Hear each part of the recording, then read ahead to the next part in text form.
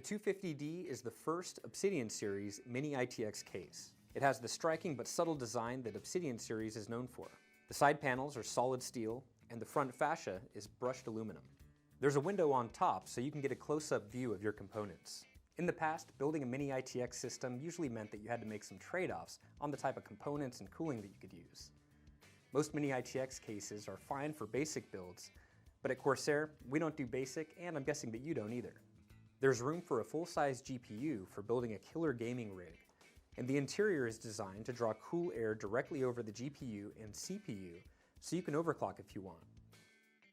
You can mount a 240mm radiator like the one on the Hydro Series H200i, which we've installed here.